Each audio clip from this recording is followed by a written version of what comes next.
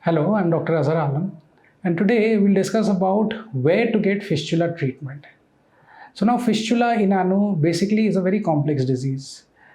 First things first, fistula in ano needs surgical treatment in almost all cases. There is no medicine for fistula. So first and foremost, what you have to get clear in your mindset is that if a patient is suffering from fistula in ano, almost invariably he will need surgery. So the first part is, for fistula you will need surgery.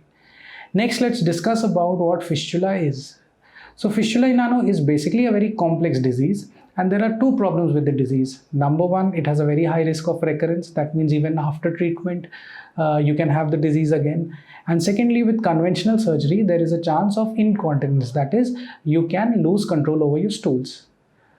So the question that arrives is, where should we get the treatment for fistula done? And the simple answer is, ideally, a fistula should be treated at a high volume center. Now, what is a high volume center? A high volume center is any center or any specialist or any doctor which has an experience of dealing with a number of fistula cases, because that would be your best chances of success. Because fistula is a disease which involves a lot of technical skill, and there are a number of surgical aspects which needs to be dealt with when you are managing fistula. Like for example, currently in the minimal invasive method which we follow, and over which we have thousands of successful stories for fistula, we do a minimal invasive procedure involving a laser, and we deal with all of the tracts.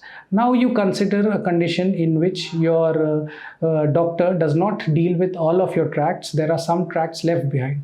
So obviously your chance of developing recurrence would be much higher compared to that wherein all the tracts of the fistula are dealt with properly. Also, there are different techniques of dealing with the tracts. These are extremely skilled procedures requiring a lot of technical knowledge. So be very careful when you are getting your fistula treated, because this is not a simple disease, and neither is the surgery simple.